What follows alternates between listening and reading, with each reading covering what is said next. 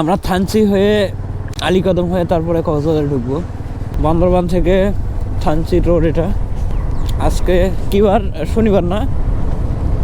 আজকে শনিবার তো।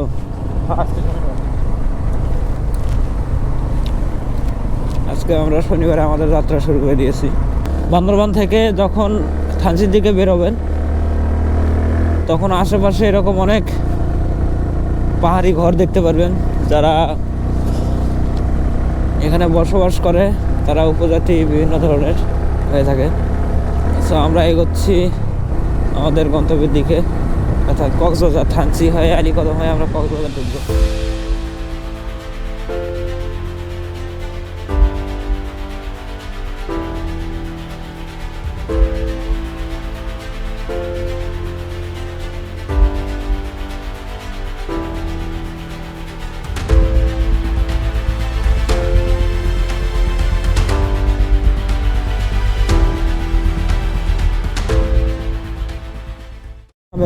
এখানে একটা মজার কাহিনী হলো, এই রোডটি দিয়ে যাওয়ার সময় সামনে যে বড় পাহাড়টি দেখতে পারবেন, আপনার সেই পাহাড়েই আবার যেতে হবে। ওই পাহাড় দিয়ে ওই রাস্তাটা। থানচির এটাই বিশেষ একটা নীতি।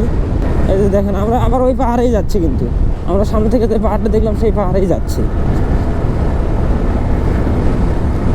আর সাজেকের কথা বলি, সাজেকের থেকে তুলনামূলক রাস্তাটি চিকন এবং বেশি আঁকা বাঁকা। সাজেকে যাওয়ার যে রাস্তাটা সেটা একটু চওড়া এবং মানে সোজা আর কি, উঁচু নিচু আছে। থানচির এই রাস্তার থেকে অনেক উঁচু নিচু, তবে আঁকা বাঁকা বেশি এই রাস্তাটা। এখানে ফলের দাম তুলনামূলকভাবে কম হলেও যারা এখানে বিক্রি করে, যে উপজাতিরা বিক্রি করে, তারা পর্যটকদের থেকে অনেক টাকা বেশি নেয়। আপনারা অবশ্যই দরদাম করে ফলগুলো খাবেন, তাহলে খুব কমের মধ্যে খাইতে পারবেন। আর ফলগুলো একদম অর্গানিক এবং অনেক স্বাদ রয়েছে ফলগুলোতে। আমরা পাহাড় থেকে নামতেছি। আর বান্দরবানের পাহাড়গুলো ডেঞ্জারাস হওয়ার একটাই কারণ, সেটা হলো আপনার ওই বাঘ খুবই বেশি, আর রাস্তাটা খুবই সরু। অন্যান্য যেসব রাস্তা আছে সেগুলো চওড়া এবং বাঘ অল্প। যত উঁচুই হোক সমস্যা নাই, তবে বাঘ যত বেশি হবে তত দুর্ঘটনা বেশি ঘটবে।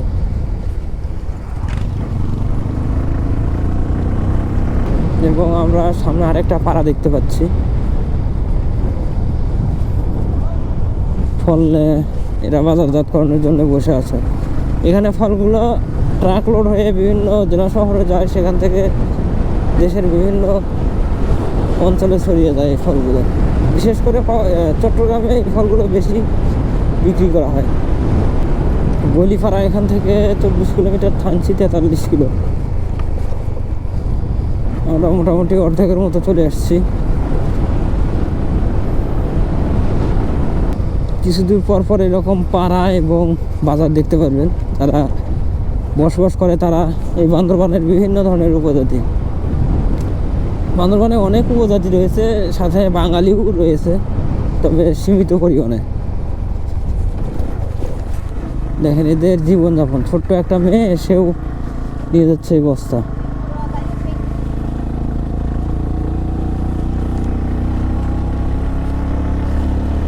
এখানে চার্চ রয়েছে উপরে, পাহাড়ের উপরে একটা চার্চ দেখতে পেলাম।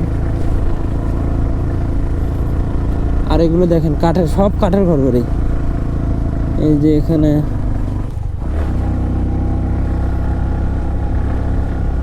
এটা মেবি কোনো স্কুল হতে পারে।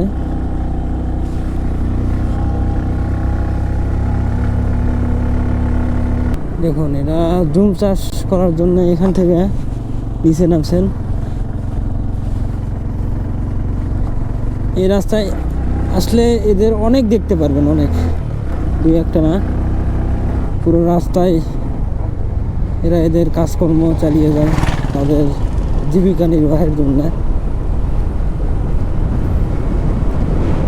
তারা পাহাড়ে ফসল ফলায়, সেখান থেকে একদম অর্গানিকভাবে ফসল ফলিয়ে মানুষের জন্য, অর্থাৎ বাজারজাতকরণ করে তারা। এখানে পাহাড়িদের সবচাইতে বসবাস বেশি। চাষিরা এখানে বাজার করতে আসছে মেবি। পুরোটাই পাহাড়িদের একদম সমাগম।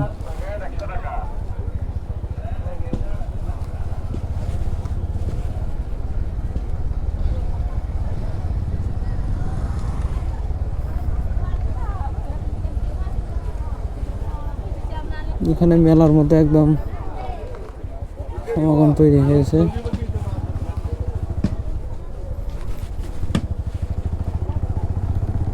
এখানে অনেক আদিবাসী রয়েছে যারা মহিলা, তারা অর্থাৎ একজন পরিবারের মহিলাই তারা প্রধান। যেরকম আমাদের মুসলিমদের অথবা বাঙালিদের মধ্যে পুরুষ প্রধান, এখানে সেই মহিলারা প্রধান।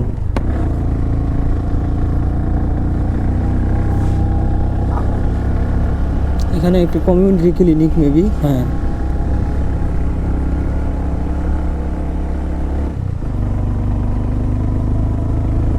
সামনে এটা ওঠার পরেই মেবি হবে। হ্যাঁ, এটাই সেই ডাবল ওয়ান ভিউ পয়েন্ট। এখানে একদম ফাঁকা আজকে, কারণ পর্যটক শূন্য একদম। এখানে ঈদের আগে পর্যটক একদম আসেই না বললে চলে। এটাই সেই double one view point.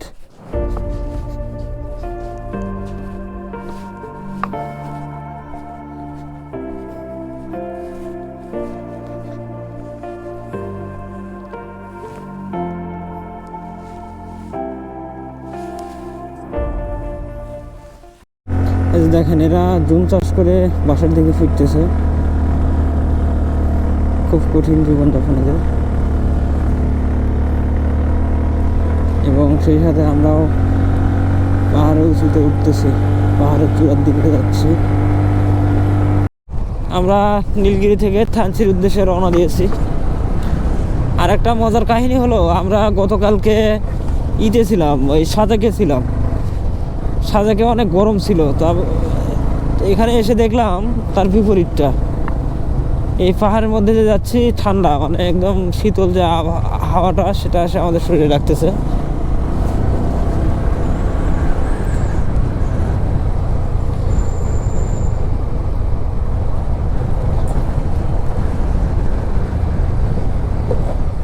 Landsliding, এখানে পাহাড় ধস হয়েছে। কি উঁচুরি ভাই! পার্বত্য জেলার 3টা, বান্দরবান, খাগড়াছড়ি আর রাঙামাটি, 3টারই বৈশিষ্ট্য একদম আলাদা আলাদা। পাহাড় ঠিক আছে, কিন্তু পাহাড়ের আকৃতি এবং যে পথঘাটগুলো একদম আলাদা।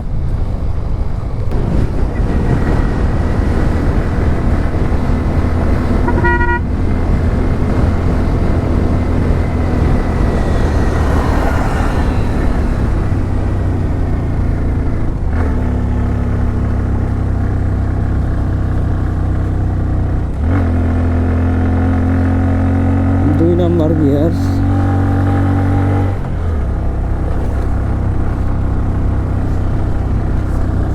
গাড়ির যে কি হবে ওপরওয়ালা জানে।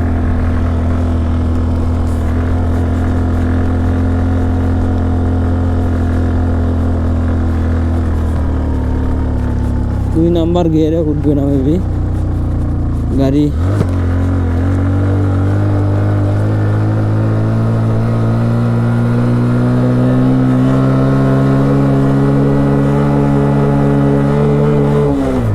আসলে গোপ্রোতে আর এই শুধু ক্যামেরায় এই উঁচু নিচু আপনারা কোনোভাবেই রিয়েলাইজ করতে পারবেন না, বুঝতে পারবেন না।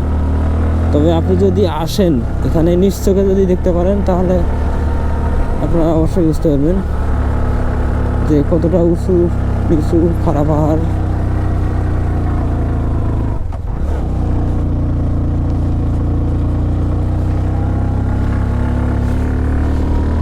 আমরা অনেক দূর উঠছি, অবশ্য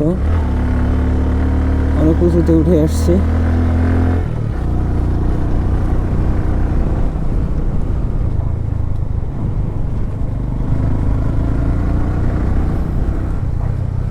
আর পাহাড়ে সব ঝাউগুলো কেটে দেওয়া হয়েছে,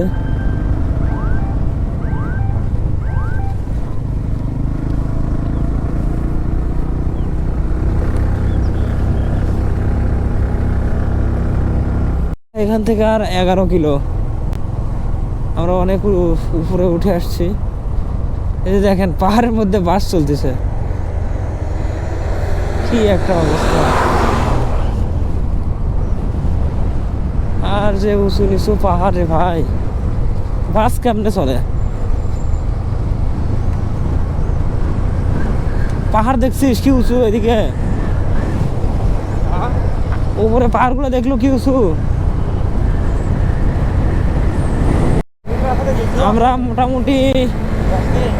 আমরা মোটামুটি বলিপাড়া কাছে চলে আসছি।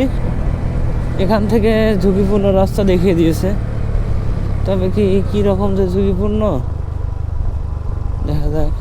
তাই তো আসলে ওখান থেকে আমরা নামলাম রে, একদম উপরে থেকে।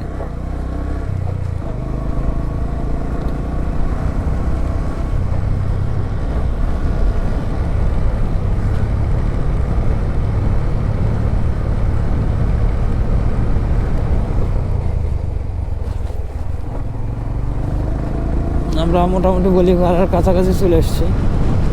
নিচে মেবি বলিপাড়া, হ্যাঁ একদম আমরা নিচে নামতে হবে পাহাড়ের উঁচু থেকে, একদম খাদে আর কি, নিচে একদম শুধু নামতে হবে। আর engine brake must be, engine brake ছাড়া আপনি যদি হ্যান্ড ব্রেক এবং লেগ ব্রেকে নামেন তাহলে দুর্ঘটনার শিকার হবেন। ডিস্ক, হাইড্রোলিকের যে ডিস্ক আছে সেটা প্রচুর গরম হবে, যার ফলে ব্রেক হবে না।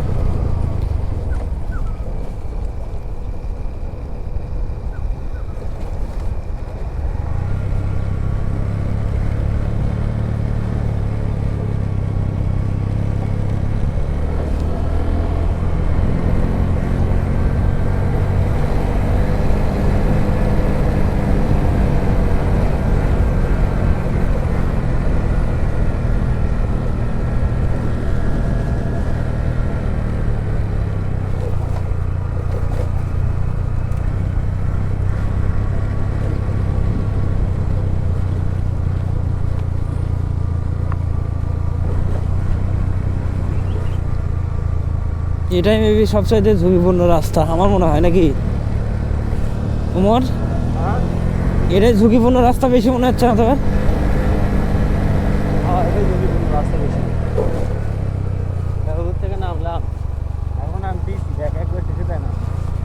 শুধু নামতেছি আর নামতেছি। এটাই সবচেয়ে ঝুঁকিপূর্ণ রাস্তা।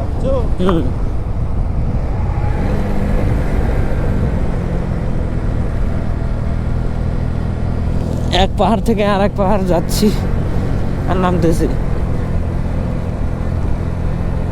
কোনো লোকজন নাই, দুই একটা যানবাহন দেখা যাচ্ছে, সেগুলো তো সর্বোচ্চ রাস্তা নাম ডানে বিপজ্জনক মোড়, সর্বোচ্চ রাস্তা। ওঠার সময় তাহলে কি হয় রে? ওঠার সময় তো খবর আছে। আচ্ছা বাস কিভাবে উঠলো এখানে?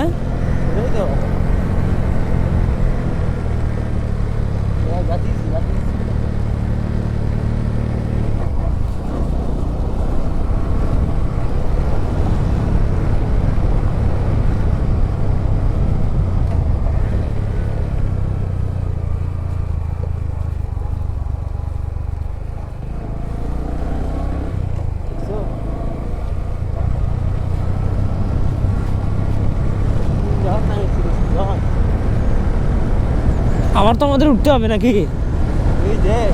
ওইদিকে? মানে আমরা যখন যাবো, মানে যাওয়ার পথেই তো সমতল তো আর নয়, ওইদিকে সমতল রে, সমতল না। কক্সবাজার থেকে আমরা তো কক্সবাজার যাচ্ছি না পাগলা, থানচি।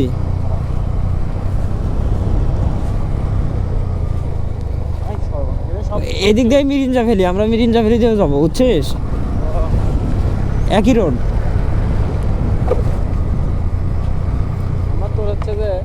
কুটি চলে আসছি রে আমরা,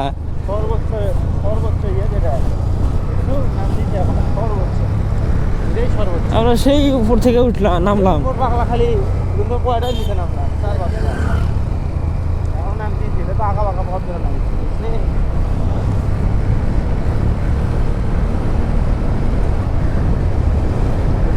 গাড়ি বন্ধ করে নামা যাবে, এটা বাস্তব। গাড়ি বন্ধ করেই নামি। গাড়ি বন্ধ করে না, তেল খাস করে। কি অবস্থা?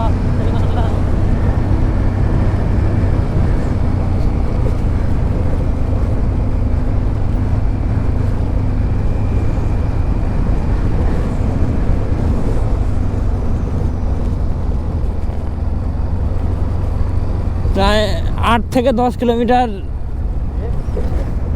রাস্তায় আছে কংক্রিটের রাস্তা। আচ্ছা, এখানে হয়তো ল্যান্ডস্লাইডিং হচ্ছিল, বুঝছিস?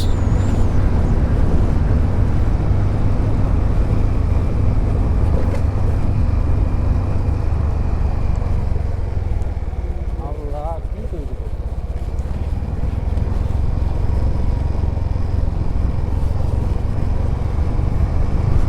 কি রে ভাই, কত দূর নামবো আরো? আরো নিচে।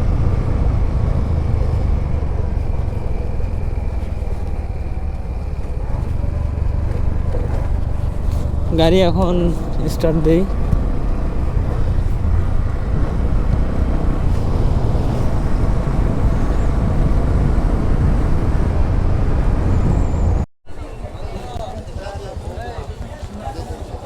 ফটোকপি ফটোকপি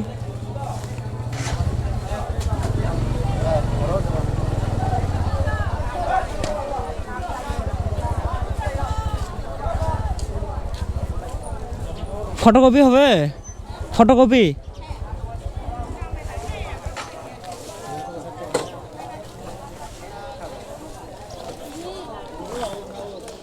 আমাদের কাছে ফটোকপি শেষ হয়ে গিয়েছিল এনআইডি কার্ডের। কটা করে?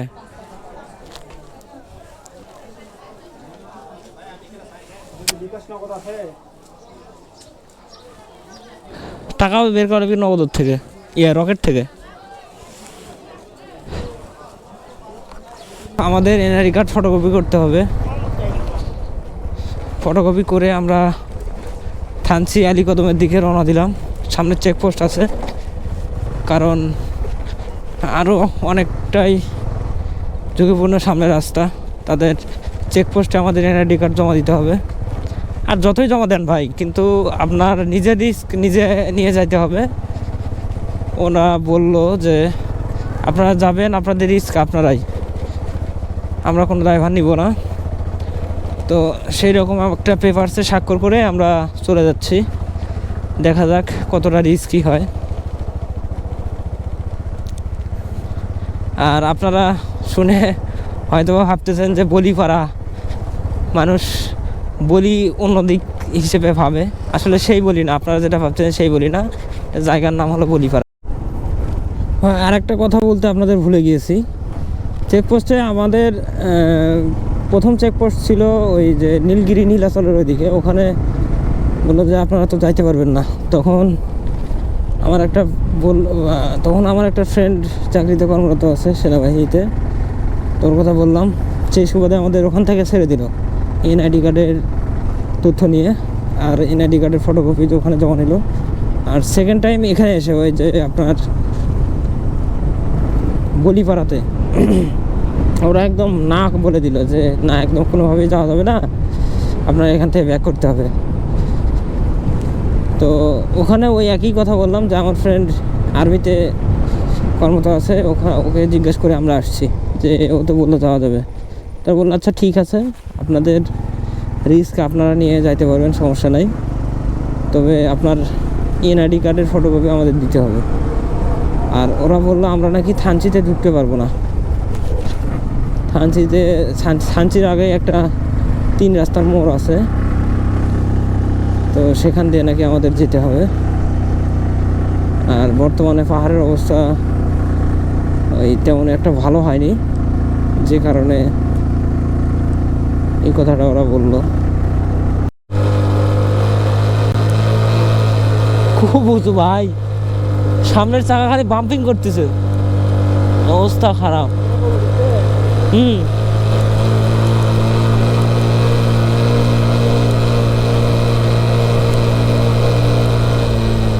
এটা আরো ভয়ঙ্কর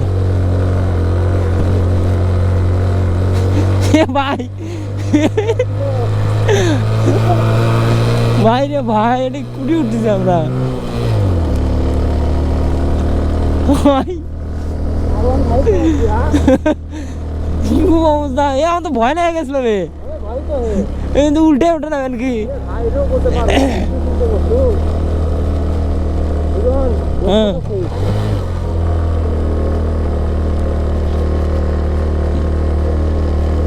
মোটর সাইকেল নেই, ওঠা যাচ্ছে না। তাহলে বড় বড় যানবাহন তাহলে কি করে আরো বন্ধু? আমাদের এই পাহাড়ে উঠতে হবে, এই যে পাহাড়টা, এই পাহাড়ে উঠতে হবে।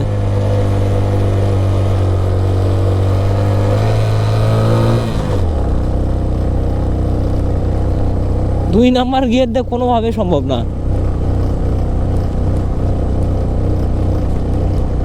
তাহলে কি উঁচু চিন্তা করেন খালি।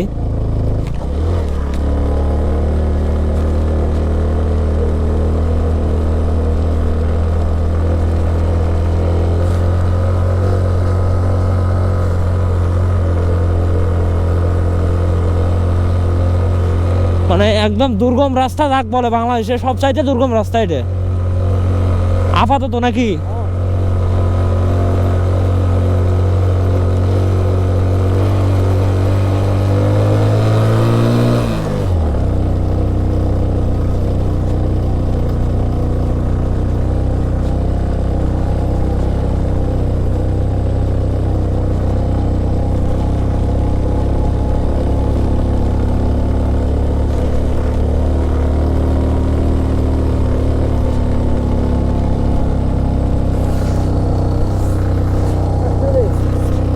আমরা একদম নিচ থেকে উঠলাম।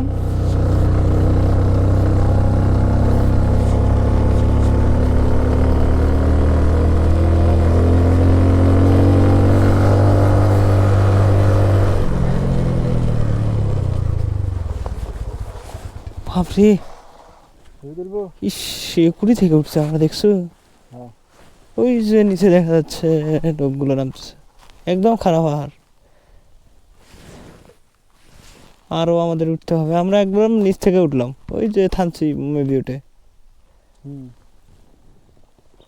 করলেই পাহাড়। তাহলে দেখি গাড়ি বন্ধ হয়ে গেছে রে।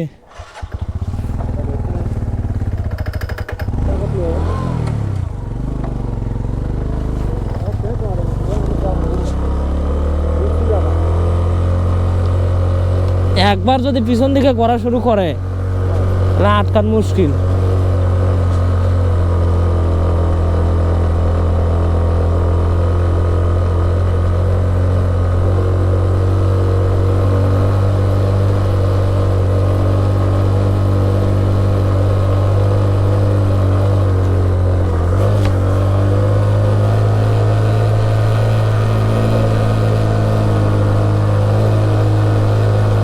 যে কটা পাহাড় ছিল আলীকদমের রাস্তায়, এটাই সবচাইতে মনে হয় দুর্গম, মানে সবচাইতে ডেঞ্জারাস এবং সবচাইতে উঁচু।